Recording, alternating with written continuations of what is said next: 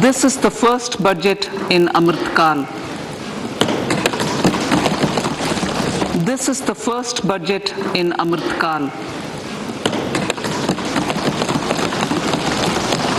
This budget hopes to build on the foundation laid in the previous budget and the blueprint drawn for India at 100. We envision a prosperous and inclusive India in which the fruits of development will reach all sections and citizens, especially our youth, women, farmers, OBCs, scheduled castes and scheduled tribes. In the 75th year of our independence, the world has recognized the Indian economy as a bright star. Our current year's economic growth is estimated to be at 7%. It is notable that this is the highest among all the major economies. This is in spite of the massive slowdown globally caused by COVID-19 and the war.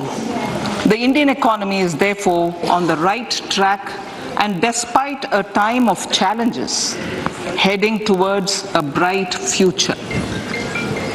Today, as Indians stand with their head held high and the world appreciates India's achievements and successes, we are sure that elders who had fought for India going forward as well.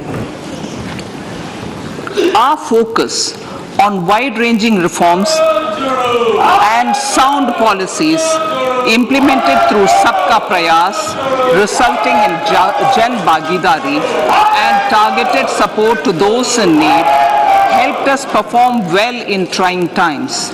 India's rising global profile is because of the several accomplishments. Unique world-class digital public infrastructure, example, Aadhaar, CoWIN and UPI. COVID vaccination drive in unparalleled scale and speed. Proactive role in frontier areas such as achieving the climate-related goals, Mission Life and National Hydrogen Mission. During the COVID-19 pandemic, we ensured that no one goes to bed hungry with a scheme to supply free food grains to over 80 crore persons for 28 months. Continuing our commitment to ensure food and nutritional security, we are implementing from 1st January 2023 a scheme to supply free food grain to all Antyodaya and priority households for the next 1 year. Under PM Garib Kalyan Anna Yojana, the entire expenditure of about 2 lakh crore will be borne by the central government. In these times of global challenges, the G20 presidency gives us a unique opportunity to strengthen India's role in the world economic order. With the theme of Vasudhaiva Kutumbakam, we are steering an ambitious, people-centric agenda to address global challenges and to facilitate sustainable economic development. The government's efforts since 2014 have ensured for all citizens a better quality of life and life of dignity. The per capita income has more than doubled to 1.97 lakh rupees. In these 9 years, the Indian economy has increased in size from being 10th to 5th largest in the world. We have significantly improved our position as well as a well-governed and innovative country with a conducive environment for business as reflected in several global indices. We have made a significant progress in many sustainable development goals. The economy has become a lot more formalized as reflected in the EPFO membership, more than doubling to 27 crore, and rupees 7,400 crore digital payments of 126 lakh crore rupees through UPI in 2022. The efficient implementation of many schemes with universalization of targeted benefits has resulted in inclusive development. Some of the schemes are 11.7 crore household toilets under Swachh Bharat mission, which is achieved, 9.6 crore LPG connections under Ujjwala, 220 crore COVID vaccination of 102 crore persons, 47.8 crore PM Jan Dhan bank accounts, insurance cover for 44.6 crore persons under PM Suraksha Bima and PM Jeevan Jyoti Yojana, and cash transfer of 2.2 lakh crores of rupees to 11.4 crore to over 11.4 crore farmers under PM Kisan Samman Nidhi. Our vision for the Amrit Kal includes technology-driven and knowledge-based economy with strong public finances and a robust financial sector. To achieve this, Jan Bhagidari through Sabka Saath, Sabka Prayas is essential. The economic agenda for achieving this vision focuses on three things. First, facilitating ample opportunities for citizens, especially the youth, to fulfill their aspirations. Second, providing strong impetus to growth and job creation. And third, strengthening macroeconomic stability. To service these focus areas in our journey to India at 100, we believe that the following four opportunities can be transformative during Amrit Kal. Economic empowerment of women. Deen Dayal Antyodaya Yojana National Rural Livelihood Mission has achieved remarkable success by mobilizing rural women into 81 lakh self-help groups. We will enable these groups to reach the next stage of economic empowerment through formation of large producer enterprises or collectives, with each having several thousand members and managed professionally. They will be helped with raw materials supply and for better design, quality, branding and marketing of their products. Through supporting these policies, they will be enabled to scale up their operations to serve the large consumer markets, as has been the case with the several startups growing into unicorns. PM Vishwakarma Kaushal Samman, PM Vikas. For centuries, traditional artisans and craftspeople who work with their hands using tools have brought renown for India. They are generally referred to as Vishwakarma. The art and the handicraft created by them represents the true spirit of Atmanirbhar Bharat. For the first time, a package of assistance for them has been conceptualized. The new scheme will enable them to improve the quality, scale, and reach of their products, integrating them with the MSME value chain. The components of the scheme will include not only financial support, but also access to advanced skill training, knowledge of modern digital techniques, and efficient green technologies, brand promotion, linkage with local and global markets, digital payments, and social security. This will greatly benefit the scheduled castes, scheduled tribes, OBCs, women, and people belonging to the weaker sections. Tourism. The country offers immense attraction for domestic as well as foreign tourists. There is a large potential to be tapped in tourism. The sector holds huge opportunities for jobs and entrepreneurship for youth in particular. Promotion of tourism will be taken up on mission mode with active participation of states, convergence of government programs, and public-private partnerships. Green growth.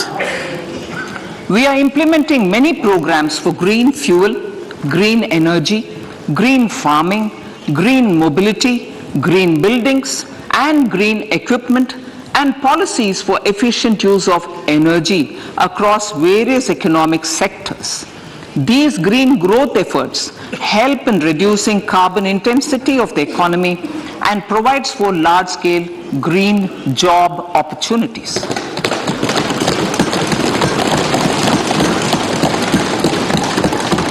Priorities of this budget. The budget adopts the following 7 priorities. They complement each other and act as the Saptarishi guiding us through the Amritkal. Inclusive development, reaching the last mile, infrastructure and investment, unleashing the potential, green growth, youth power, and financial sector. I now speak on the priority number 1, inclusive development. The government's philosophy of Sabka Saath, Sabka Vikas has facilitated inclusive development covering in specific farmers, women, youth, OBCs, scheduled castes, scheduled tribes, Divyangjan, and economically weaker sections, and overall priority for the underprivileged, Vanchiton ko Variyata. There has also been a sustained focus on Jammu Kashmir, Ladakh, and the Northeast. This budget builds on those efforts. Digital public infrastructure for agriculture. Digital public infrastructure for agriculture will be built as an open source, open standard, and interoperable public good. This will enable inclusive farmer-centric solutions through relevant information services for crop planning and health, improved access to farm inputs, credit and insurance, help for crop estimation, market intelligence, and support for growth of agri-tech industry and startups.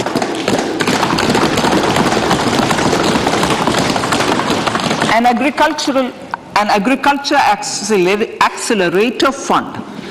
An agriculture accelerator fund will be set up to encourage agri-startups by young entrepreneurs in rural areas. The fund will aim at bringing innovative and affordable solutions for challenges faced by farmers. It will also bring in modern technologies to transform agricultural practices, increase productivity and profitability.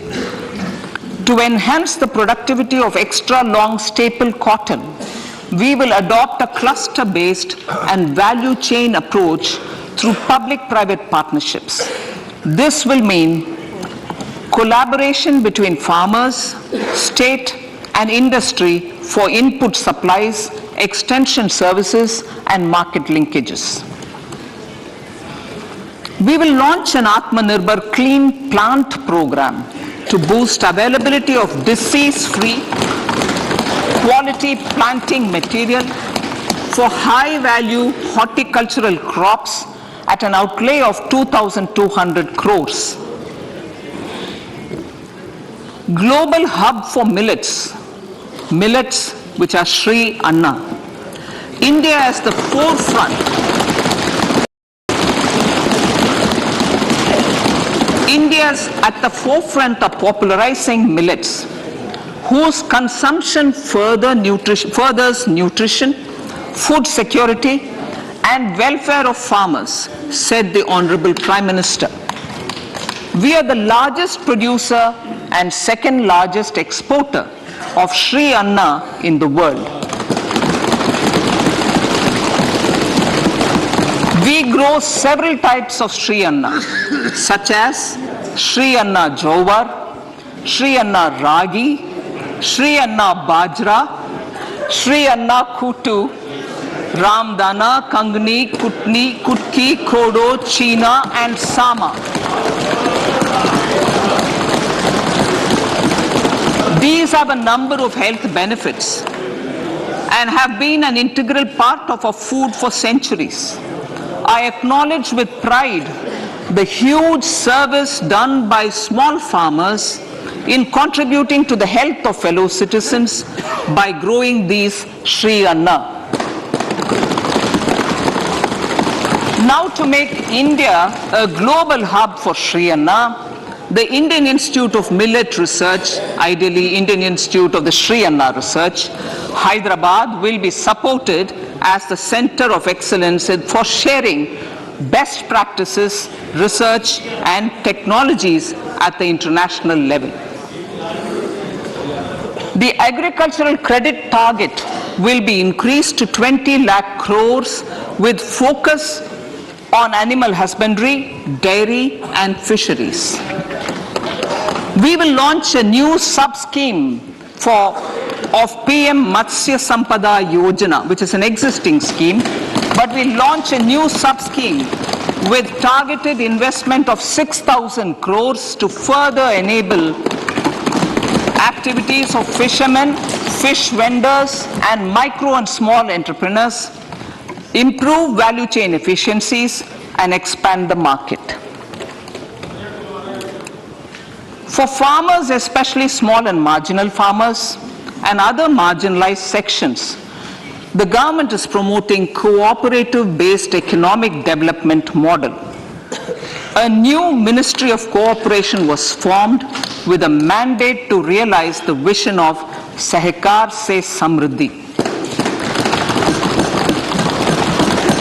To realize this vision, the government has already initiated computerization of 63,000 primary agricultural credit societies with an investment of 2,516 crores.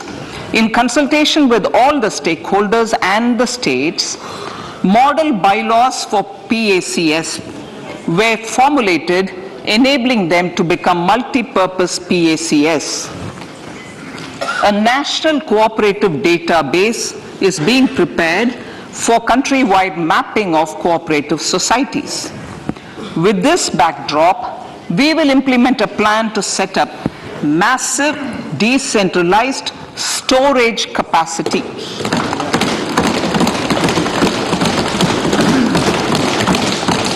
This will help farmers store their produce and realize remunerative prices through sale at appropriate times. The government will also facilitate setting up of a large number of multi-purpose cooperative societies, primary fishery societies, and dairy cooperative societies in uncovered panchayat and villages in the next 5 years.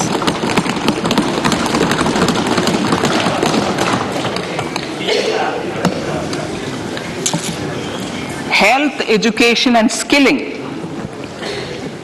157 new nursing colleges will be established in co-location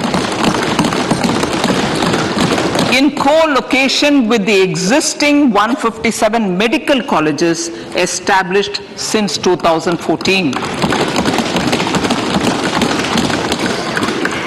A mission to eliminate sickle cell anemia by 2047 will be launched. It will entail awareness creation, universal screening of 7 crore people in the age group of 0 to 40 years in affected tribal areas, and counseling through collaborative efforts of central ministries and state governments. Facilities in select ICMR labs, Indian Council for Medical Research Labs, will be made available for research by public and private medical college faculty and private sector R&D teams for encouraging collaborative research and innovation. A new program to promote research and innovation in pharmaceuticals will be taken up through centers of excellence.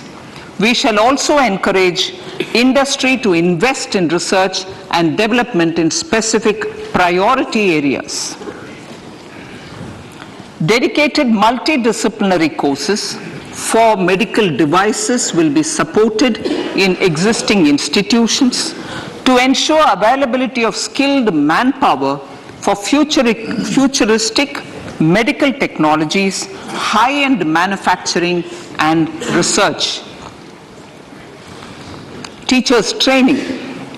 Teachers training will be re-envisioned through innovative pedagogy, curriculum transaction, continuous professional development, dipstick surveys, and ICT implementation.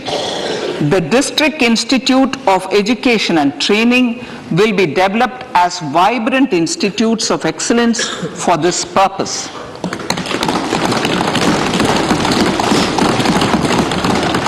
National Digital Library for Children and Adolescents.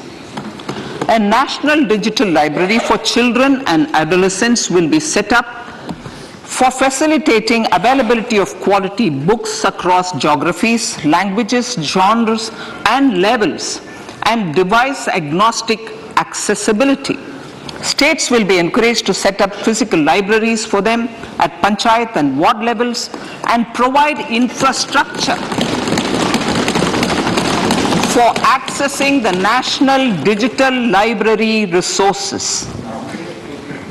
Additionally, to build a culture of reading and to make up for pandemic time learning loss, the National Book Trust, the Children's Book Trust, and other sources will be encouraged to provide and replenish non-curricular titles in regional languages and in English to these physical libraries. Collaboration with NGOs that work in literacy will also be a part of this initiative to inculcate financial literacy. Financial sector regulators and organizations will be encouraged to provide age-appropriate reading material to these libraries. I move to priority 2, reaching the last mile. Prime Minister Vajpayee's government had formed the Ministry of Tribal Affairs and the Department of Development of Northeast Region to provide a sharper focus to the objective of reaching the last mile. Our government has formed the Ministries of Ayush, Fisheries, Animal Husbandry and Dairying, Skill Development, Jal Shakti and Cooperation. Building on the success of the Aspirational Districts program, the government has recently launched the Aspirational Blocks program covering 500 blocks for saturation of essential government services across multiple domains such as health, nutrition, education, agriculture, water resources, financial inclusion, skill development and basic infrastructure. Manya Speaker Sir, Pradhan Mantri PBTG, which is Primitive Vulnerable Tribal Groups Development Mission, is being launched.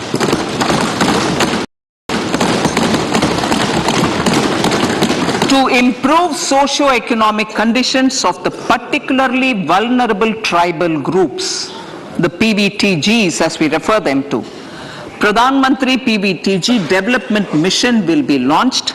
This will saturate PBTG families and habitations with basic facilities such as safe housing, clean drinking water and sanitation, improved access to education, health, nutrition, road and telecom connectivity, and sustainable livelihood opportunities.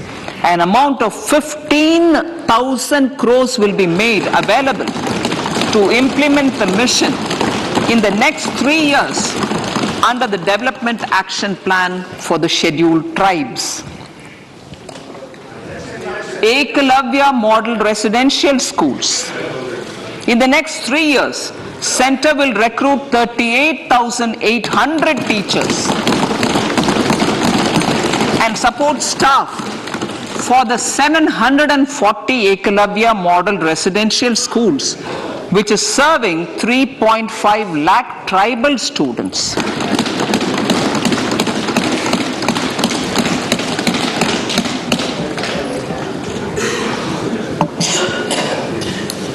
In the drought-prone central regions of Karnataka, central assistance of 5,300 crore will be given to Upper Bhadra project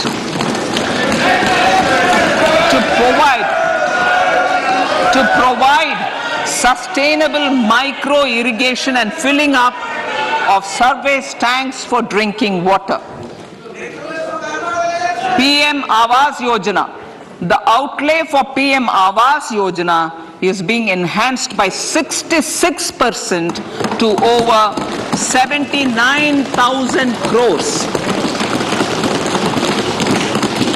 Bharat Shared Repository of Inscriptions will be set up in a digital epigraphy museum with digitization of 1 lakh ancient inscriptions in the first stage.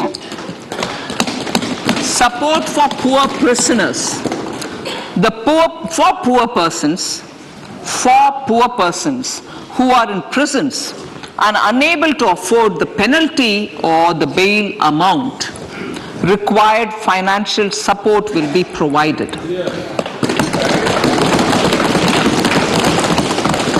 Priority number 3, infrastructure and investment. Investments in infrastructure and productive capacity have a large multiplier impact on growth and employment. After the subdued period of the pandemic, private investments are growing again. The budget takes the lead once again to ramp up the virtuous cycle of investment and job creation. Honourable Speaker, sir, the capital investment outlay is being increased steeply for the 3rd year in a row by 33% to 10 lakh crores, which would be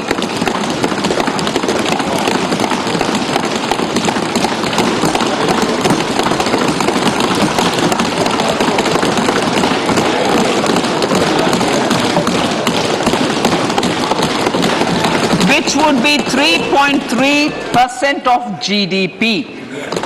This will almost be 3 times the outlay made in 2019-20.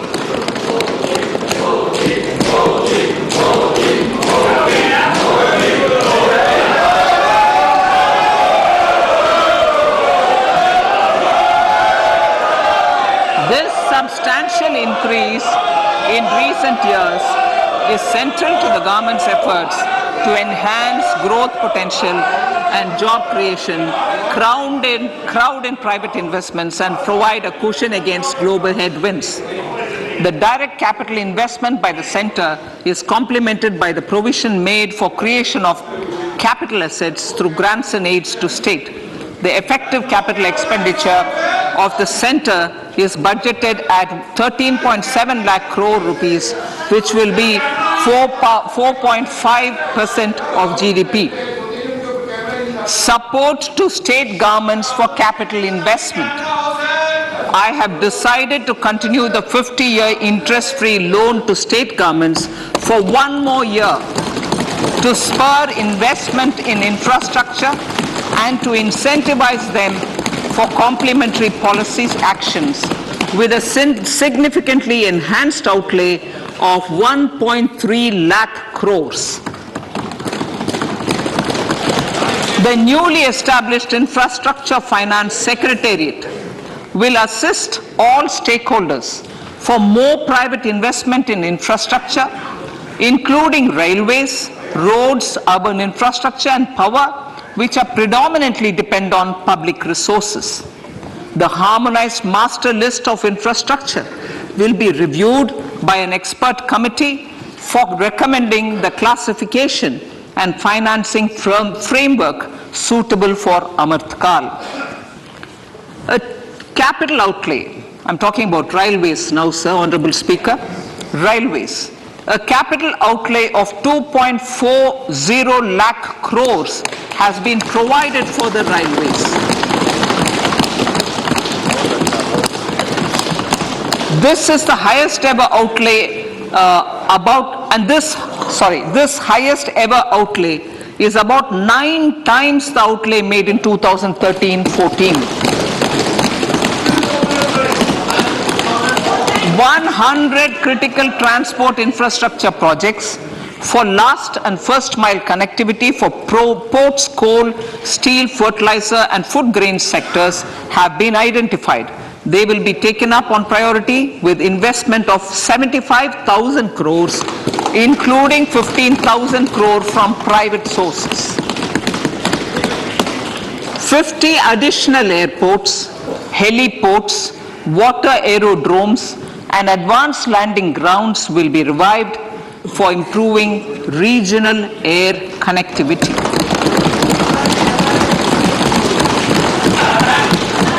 Sustainable cities for tomorrow.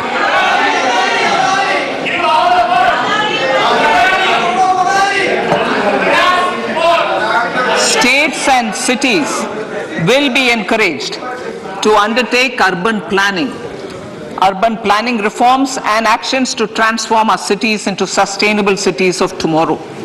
This means efficient use of land resources, adequate resources for urban infrastructure, transit-oriented development, enhanced availability and affordability of urban land and opportunities for all. Through property tax governance reforms and ring-fencing user charges on urban infrastructure, cities will be incentivized to improve their creditworthiness for municipal bonds. Like the RIDF, an urban infrastructure development fund will be established through use of priority sector lending shortfall. This will be managed by the National Housing Bank and will be used by public agencies to create urban infrastructure in Tier 2 and Tier 3 cities. States will be encouraged to leverage resources from the grants of the 15th Finance Commission as well as existing schemes to adopt appropriate user charges while accessing the UIDF. We expect to make available 10,000 crore rupees per annum for this purpose.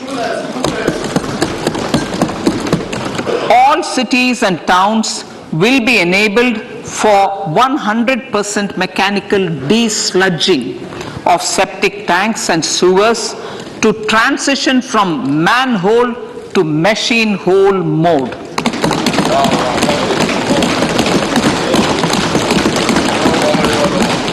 Enhanced focus will be provided for scientific management of dry and wet waste.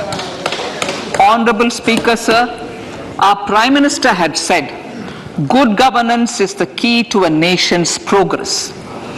Our government is committed to providing a transparent and accountable administration which works for the betterment and welfare of common citizens. Mission Karma Yogi. Under Mission Karma Yogi, centre, states and the union territories are making and implementing capacity building plans for civil servants. The government has also launched an integrated online training platform, I Got Karma Yogi, to provide continuous learning opportunities for lakhs of government employees to upgrade their skills and facilitate people-centric approach. Sir, for enhancing ease of doing business, more than 39,000 compliance more than 39,000 compliances have been reduced, and more than 3,400 legal provisions have been decriminalized. For furthering the trust-based governance, we have introduced the Jan Vishwas Bill to amend 42 central acts. This budget proposes a series of measures to unleash the potential of our economy. Centers of Excellence for Artificial Intelligence. For realizing the vision of Make AI in India and Make AI Work for India, 3 centers of excellence for artificial intelligence will be set up in top educational institutions. Leading industry players will partner in conducting interdisciplinary research, develop cutting-edge applications, and scalable problem solutions in the areas of agriculture, health, and sustainable cities. This will galvanize an effective AI ecosystem and nurture quality human resources in the field. National Data Governance Policy to unleash innovation and research by startups and academia. A national data governance policy will be brought out. This will enable access to anonymized data.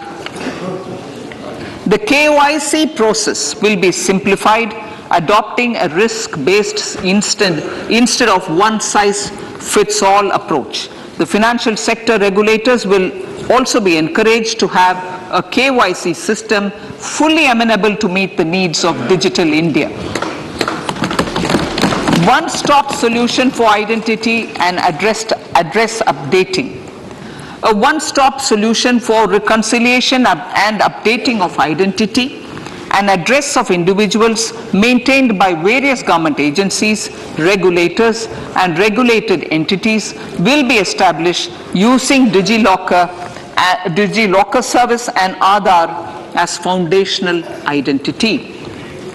Speaker, sir, common business identifier. For the business establishments required to have a permanent account number, the PAN will be used as the common identifier for all digital systems of specified government agencies. This will bring ease of doing business, and it will be facilitated through a legal mandate.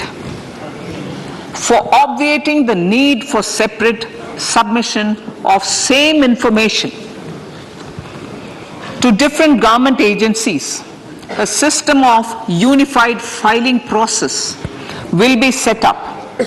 Such filing of information or return in simplified forms on a common portal will be shared with other agencies as per the filer's choice. Vivad Se Vishwas 1, relief for MSMEs. In cases of failure by MSMEs to execute contracts during the COVID period, 95% of the forfeited amount relating to the bid or performance security will be returned to them by government and government undertakings. This will provide relief to the MSMEs. Vivad Se Vishwas 2, settling contractual disputes.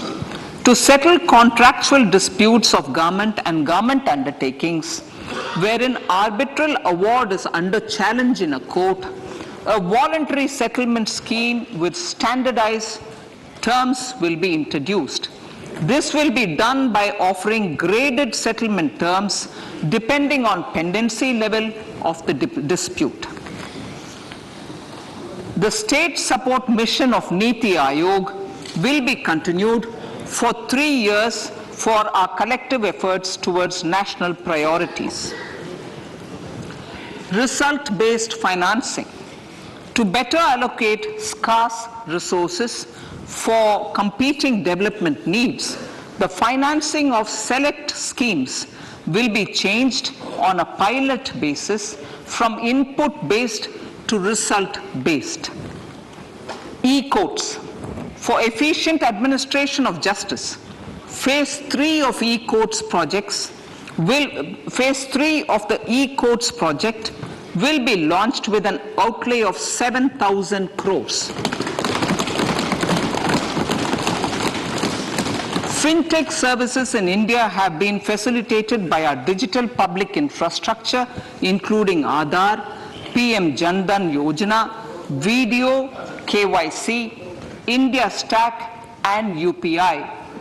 To enable more fintech innovative services, the scope of documents available in DigiLocker for individuals will be expanded.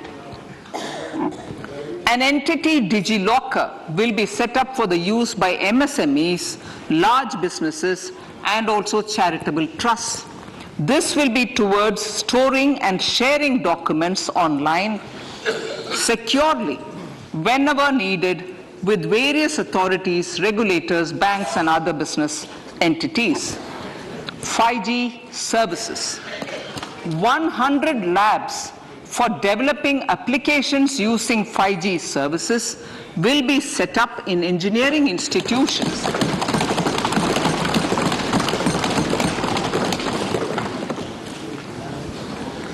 To realize a new range of opportunities, business models, and employment potential, the labs will cover, among others, applications such as smart classrooms, precision farming, intelligent transport systems, and healthcare applications. Lab-grown diamonds. Lab-grown diamonds is a technology and innovation-driven emerging sector with high employment potential. These environment-friendly diamonds, which have optically and chemically the same properties as natural diamonds. To encourage indigenous production of LGD, lab-grown diamond seeds and machines, and to reduce import dependency, a research and development grant will be provided to one of the IITs for 5 years. To reduce the cost of production, a proposal to review the custom duty on LGD seeds will be indicated in Part B of the speech. I come to the fifth priority, Honourable Speaker, sir, green growth. Honourable Prime Minister has given a vision for life or lifestyle for environment to spur a movement of environmentally conscious lifestyle. India is moving forward firmly for the Panchamrit, the net zero carbon emission by 2070 to usher in green industrial and economic transition. This budget builds on our focus on green growth. The recently launched National Green Hydrogen Mission, with an outlay of 19,700 crores, will facilitate transition of the economy to low carbon intensity, reduce dependence on fossil fuel imports, and make the country assume technology and market leadership in this sunrise sector. Our target is to reach an annual production of 5 MMT by 2030. Energy transition.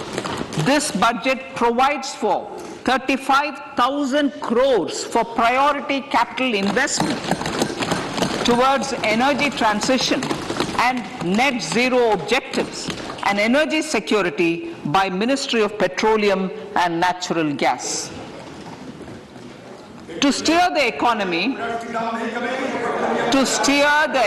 on sustainable development path, battery energy storage systems with capacity of 4,000 MWH will be supported with viability gap funding.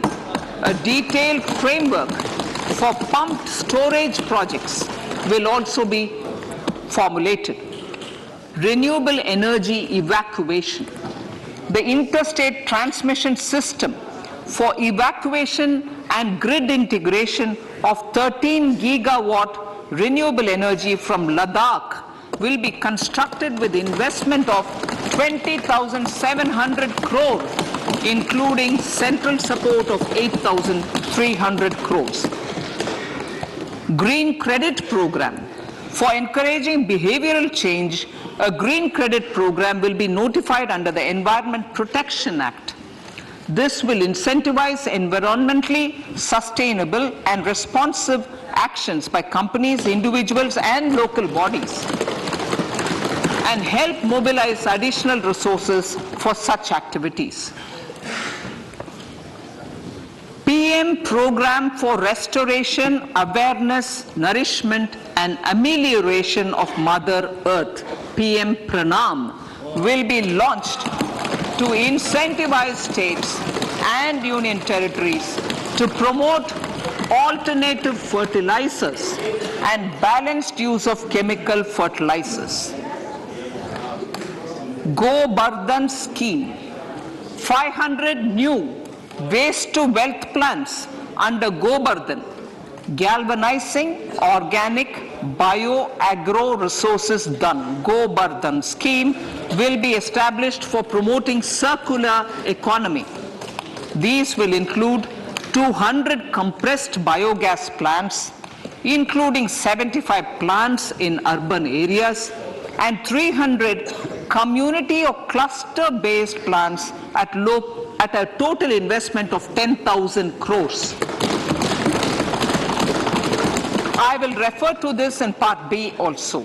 In due course, a 5% CBG mandate will be introduced for all organizations marketing natural and biogas. For collection of biomass and distribution of biomanure, appropriate fiscal support will also be provided. Bharatiya Prakritik Kheti Bio Input Resource Centers.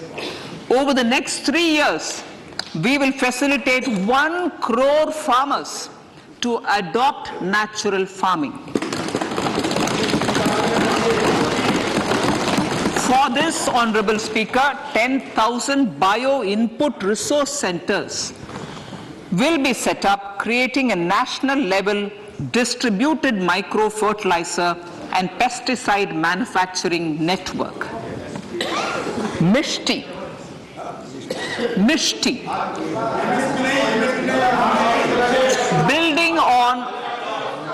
Building on India's success in afforestation, mangrove initiative for shoreline habitats and tangible incomes, Mishti, will be taken up for mangrove plantation along the coastline and on salt pan lands wherever feasible through convergence between Manrega, Campa, Fund and other sources. Amrit Dharohar. Wetlands are vital ecosystems which sustain biological diversity. In his latest Mann Ki Baat, the Prime Minister said, now, I quote, now the total number of Ramsar sites in our country has increased to 75, whereas before 2014, there were only 26, unquote. Local communities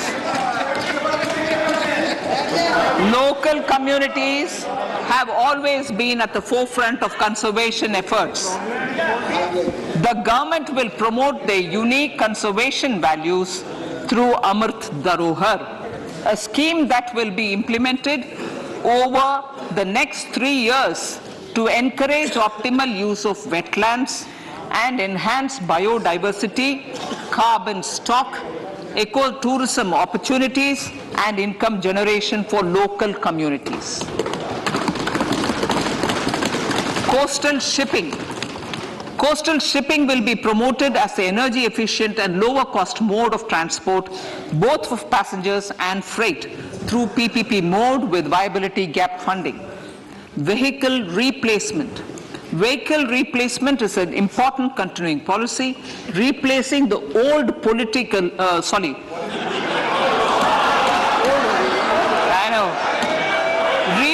replacing,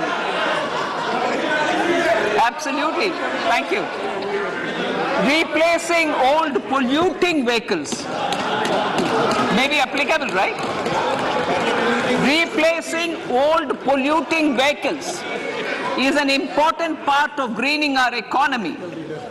In furtherance of the vehicle scrapping policy mentioned in Budget 21-22, I have allocated adequate funds to scrap old vehicles of the central government. States will also be supported in replacing old vehicles and old state ambulances.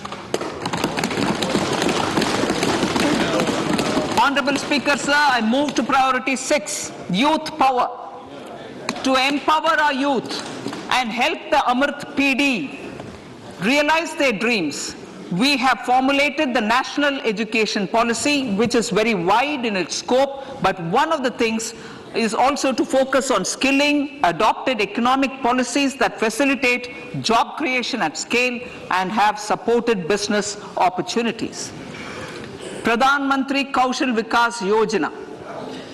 Pradhan Mantri Kaushal Vikas Yojana 4.0 will be launched to skill lakhs of youth within the next 3 years. On-job training, industry partnership, and alignment of courses with needs of industry will be emphasized.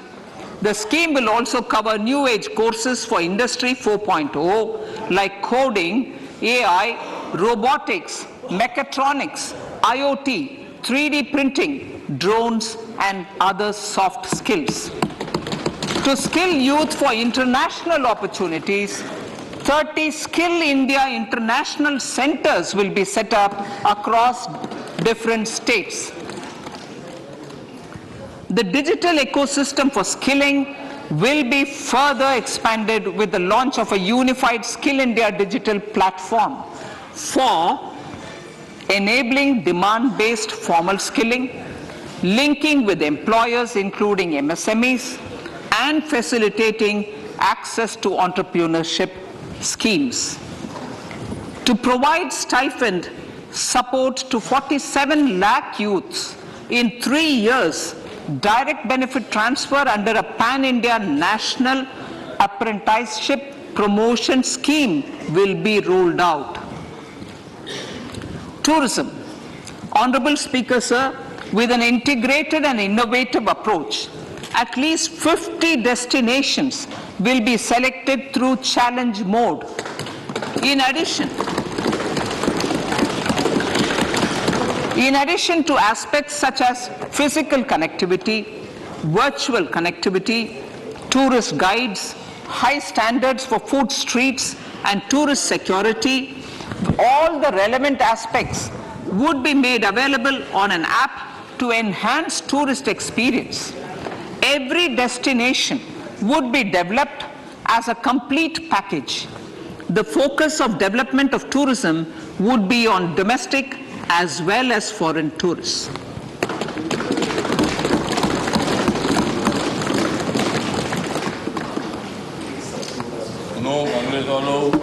Sector-specific skilling and entrepreneurship development will be dovetailed to achieve the objectives of Dekho Apna Desh initiative.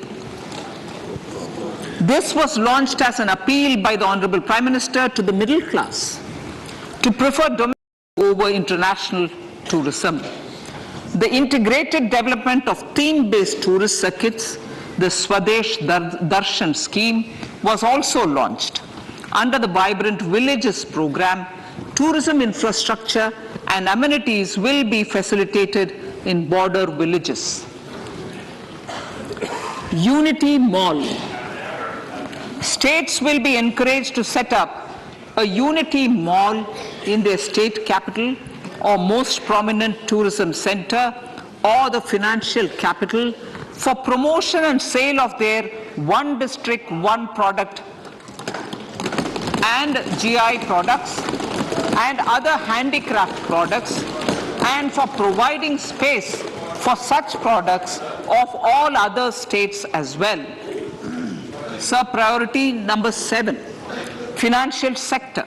Our reforms in the financial sector and innovative use of technology have led to financial inclusion at scale, better and faster service delivery, ease of access to credit, and participation in financial markets.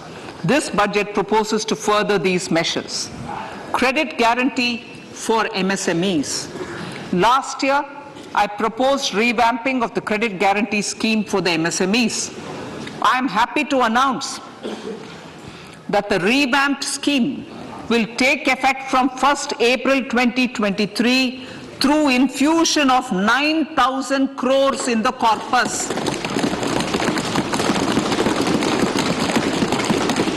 This will enable additional collateral-free guaranteed credit of 2 lakh crores of rupees. Further, the cost of credit will be reduced by about 1%. A national financial information registry will be set up to serve as a central repository of financial and ancillary information. This will facilitate efficient flow of credit, promote financial inclusion, and foster financial stability. A new legislative framework will govern this credit public infrastructure and will be designed in consultation with the RBI. To meet the needs of Amrit Kal and to facilitate optimum regulation in the financial sector, public consultation, as necessary and feasible, will be brought to the process of regulation making and issuing subsidiary directions. To simplify, to ease, and to reduce cost of compliance, financial sector regulators will be requested to carry out a comprehensive review of existing regulations. For this, they will consider suggestions from public and regulated entities. Time limits to decide the application under various regulations will also be laid down. Honourable Speaker, sir, to enhance business activities in GIFT IFSC, the following measures will be taken. Delegating powers under the SEZ Act to the IFSCA to avoid dual regulation. Setting up a single window IT system for registration and approval of IFSCA, SEZ authorities, GSTN, RBI, SEBI, and IRDAI. Permitting acquisition financing by IFSC banking units of foreign banks. Establishing a subsidiary of Exim Bank for trade refinancing. Amending IFSCA Act for statutory provisions for arbitration, ancillary services, and avoiding dual regulation under the SEZ Act, and recognizing offshore derivative instruments as valid contracts. Honourable Speaker, sir, data embassy. For countries looking for digital continuity solutions, we will facilitate setting up of their data embassies in GIFT IFSC.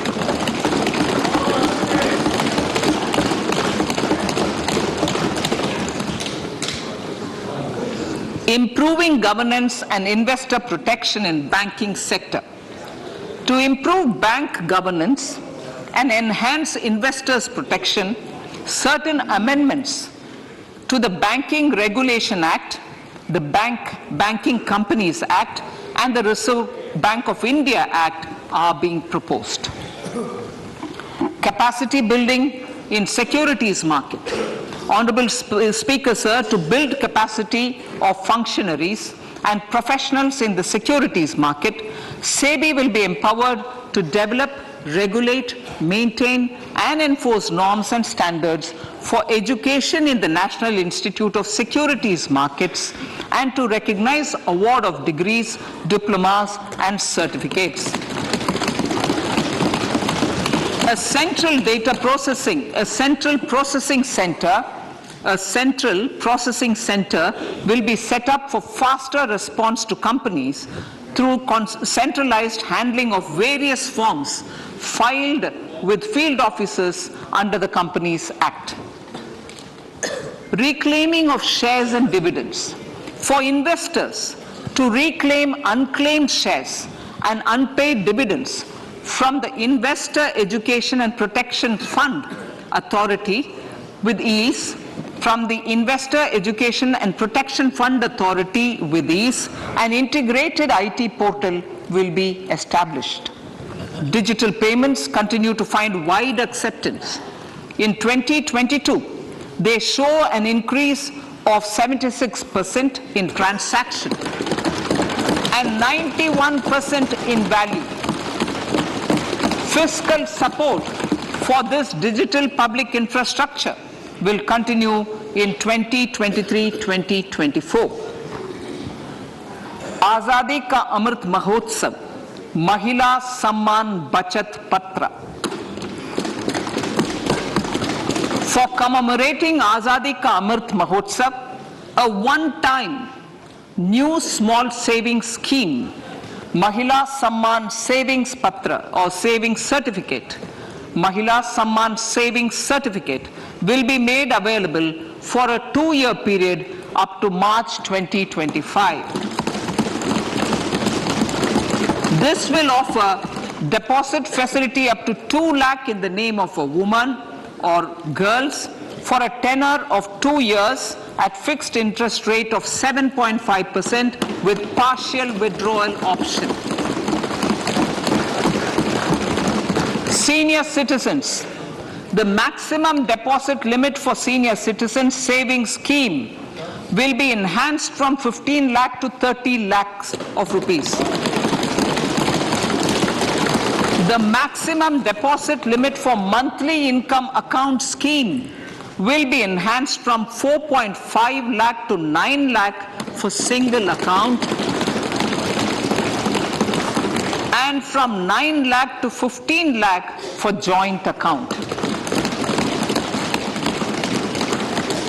Honourable Speaker, sir, fiscal management.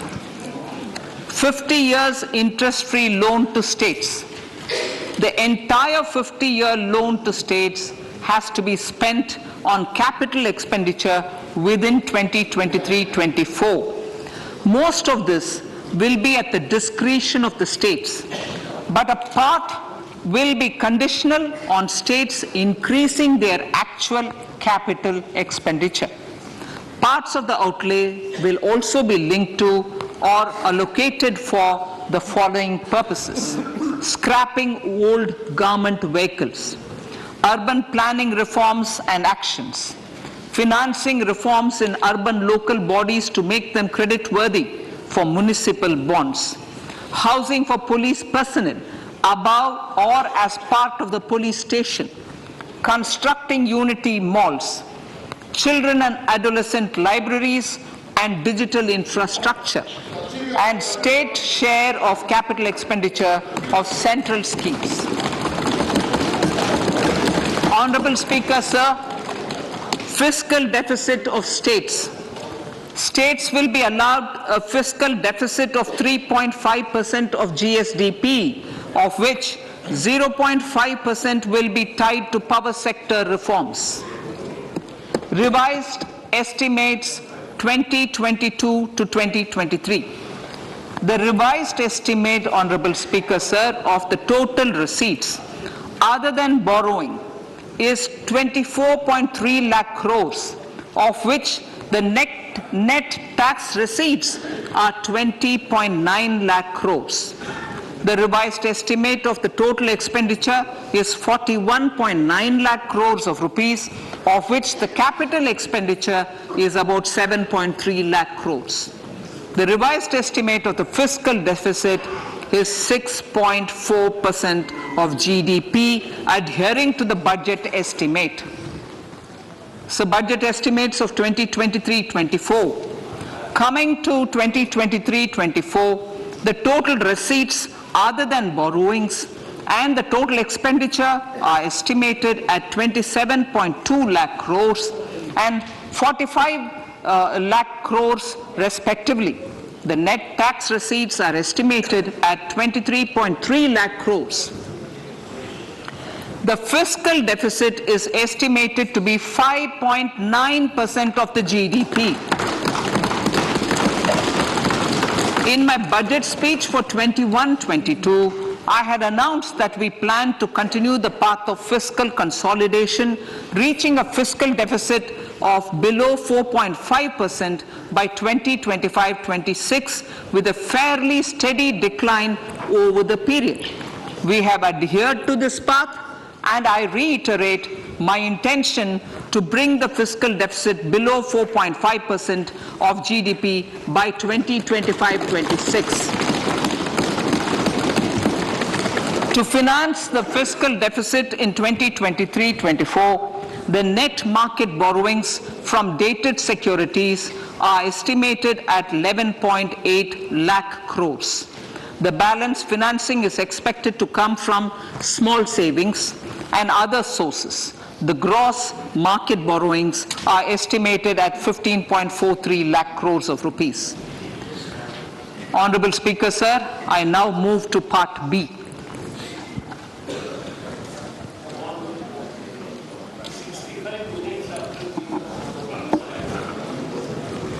Indirect taxes.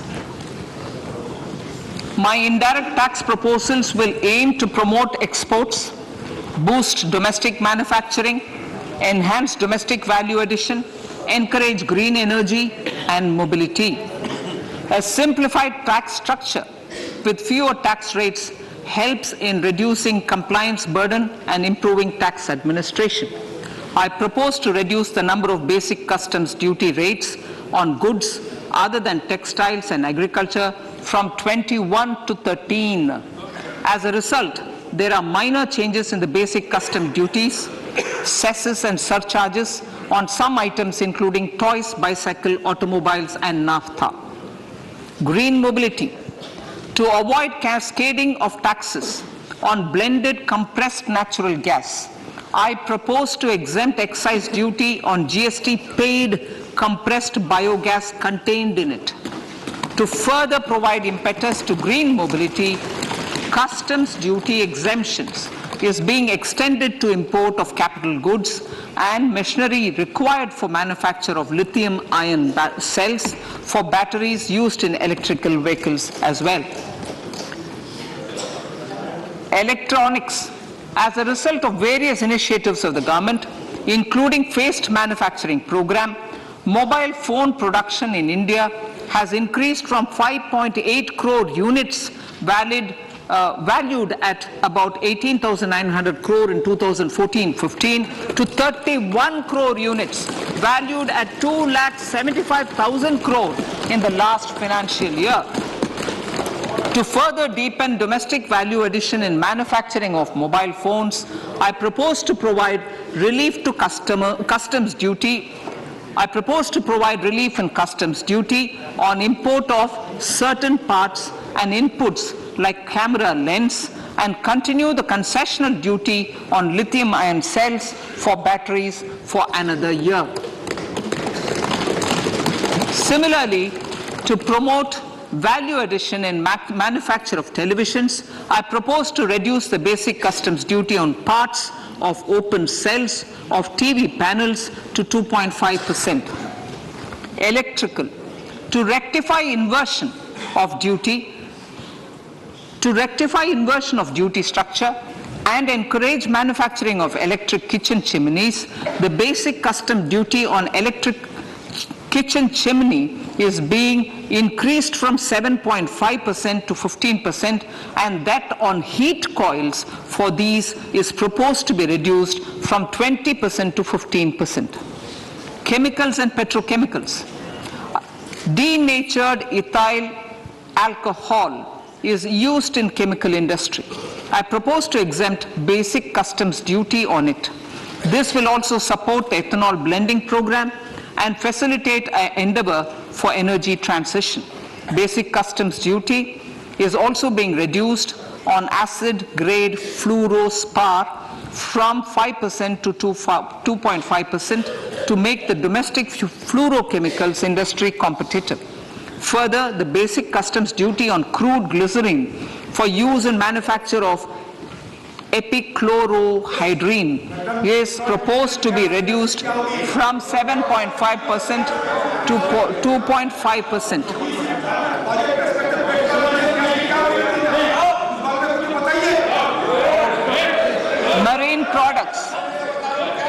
In the last financial year, marine products recorded the highest export growth, benefiting farmers in the coastal states of the country.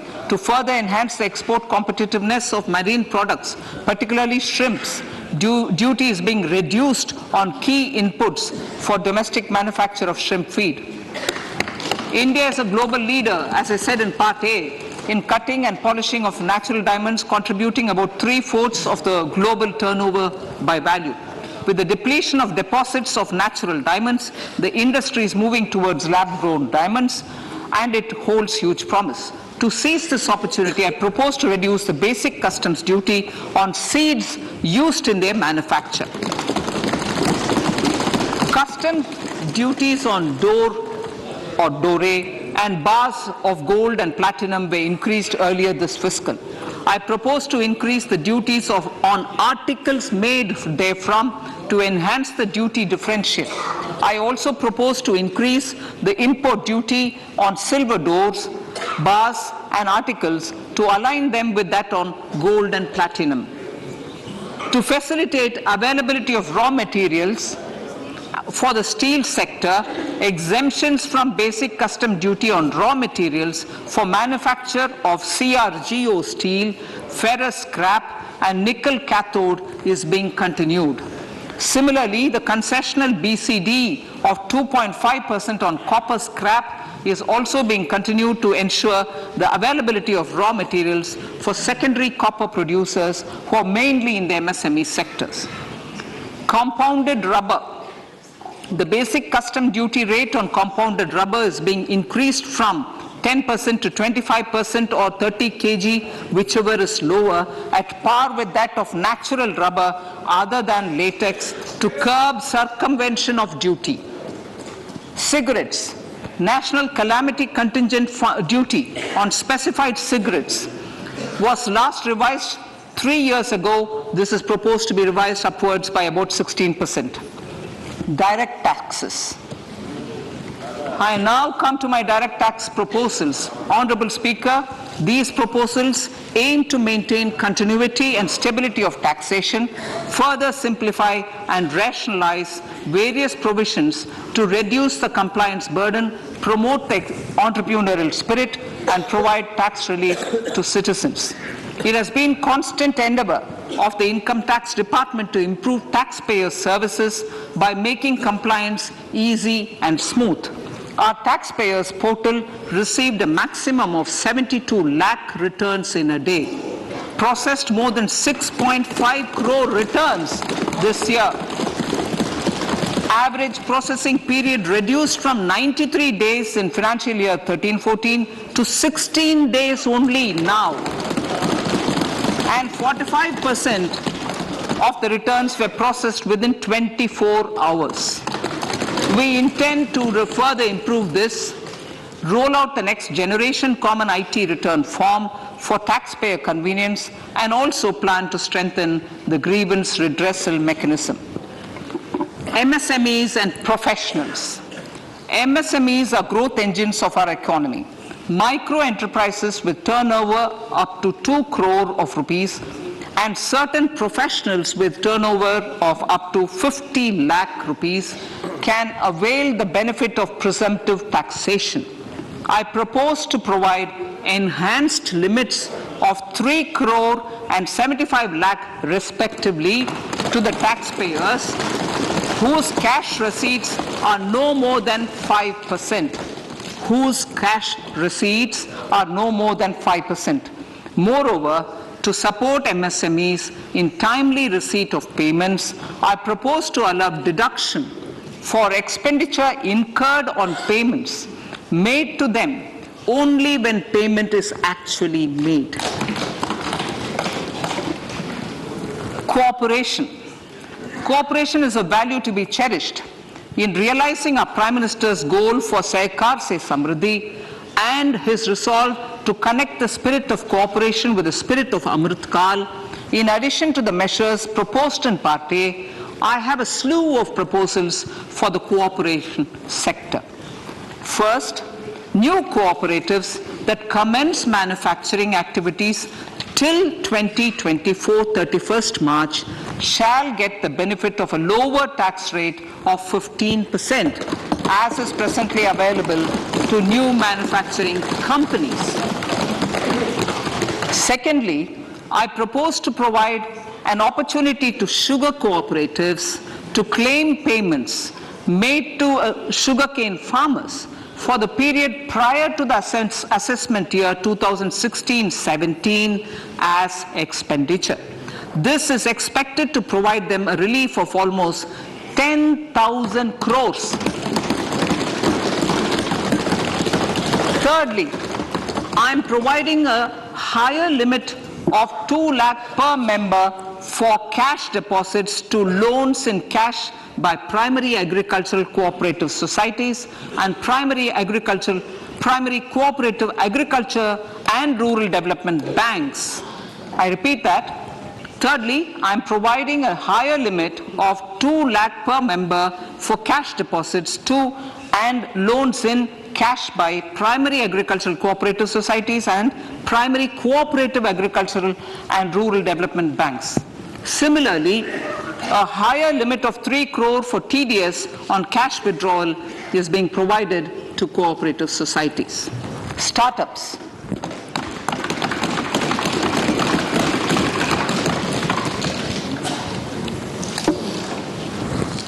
Entrepreneurship is vital for a country's economic development.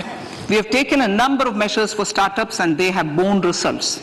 India is now the third largest ecosystem for startups globally and ranks second in innovation quality among middle-income countries. I propose to extend the date of incorporation for income tax benefits to startups from 31/3/2023 to 31/3/2024. I further propose to provide the benefit of carry forward of losses on change of shareholding of startups from 7 years of incorporation to 10 years.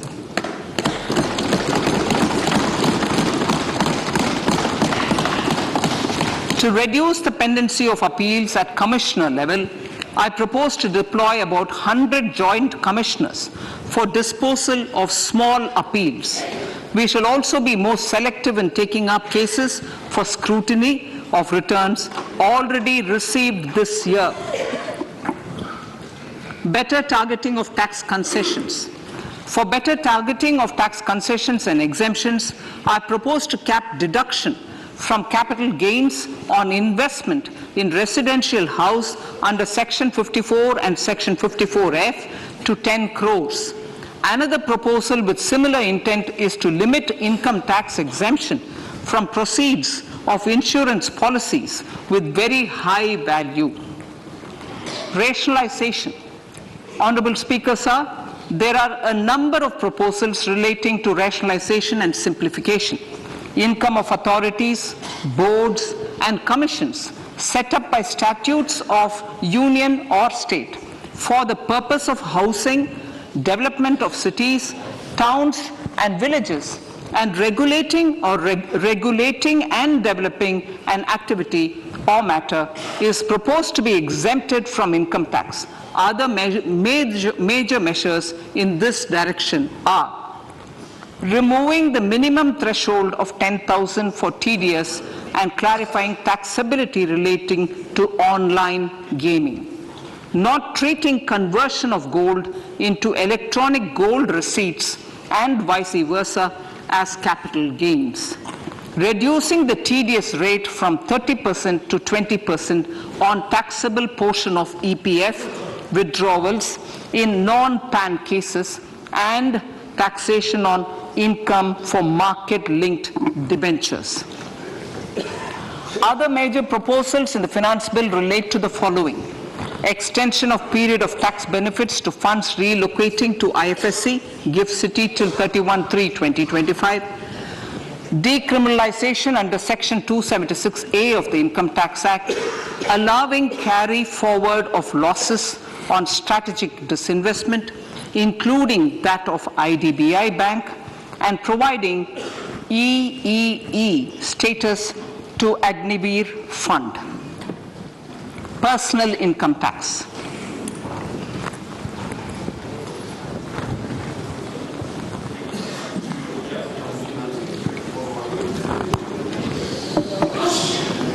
Now I come to what everyone is waiting for.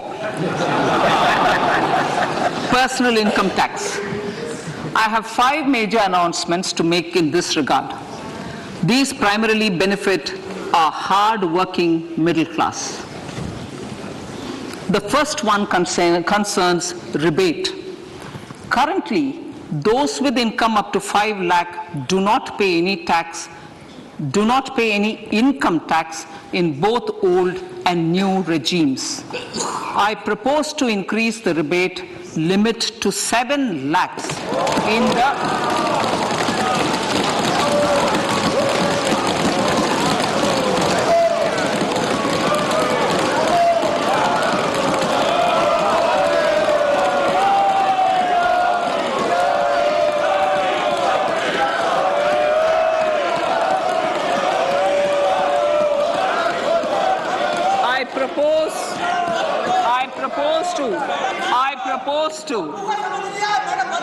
I propose to increase the rebate limit to 7 lakh in the new tax regime.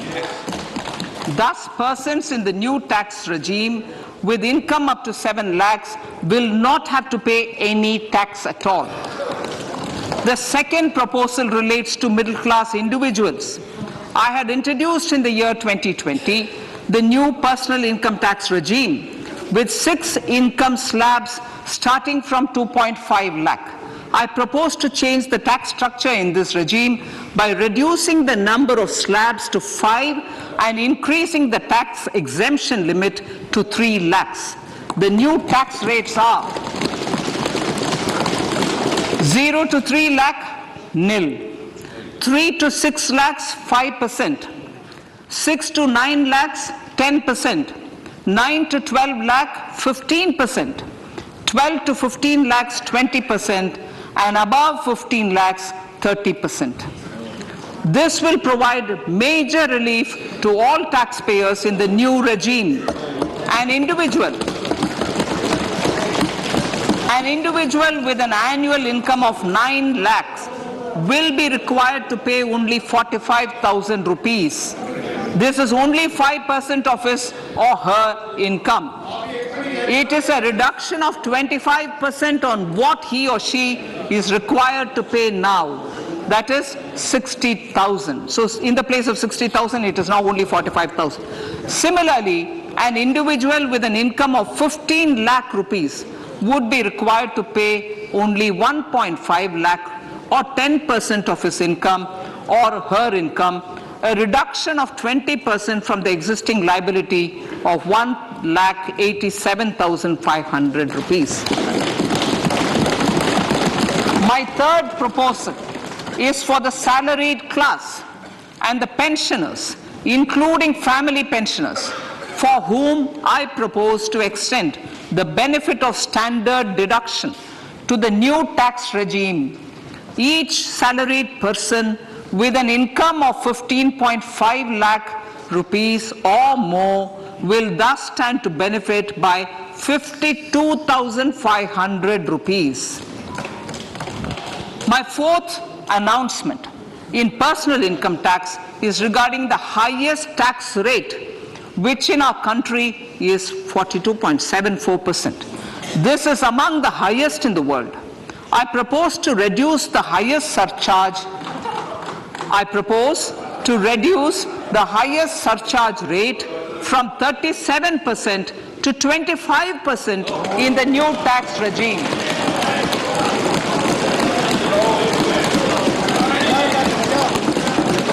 This would result in reduction of the maximum rate. This would result in the reduction of the maximum tax rate to 39%. Lastly, the limit of 3 lakh rupees for tax exemption on leave encashment on retirement of non-government salaried employees was last fixed in the year 2002, when the highest basic pay in the government was only 30,000 rupees per month. In line with the increase in the government salaries, I am proposing to increase this limit to 25 lakh rupees.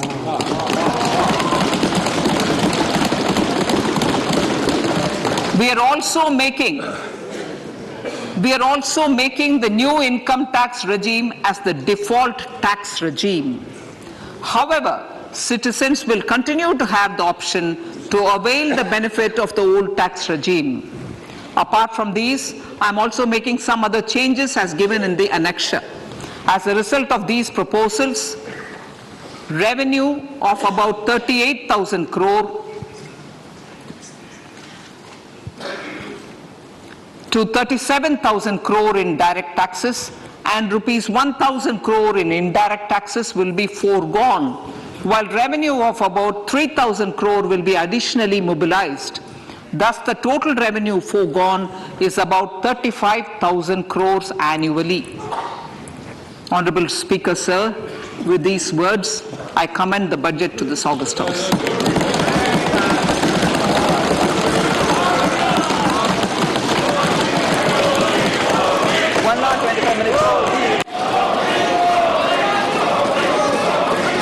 Item number 1, माननीय item number 2, Shrimati Nirmala Sitharaman ji.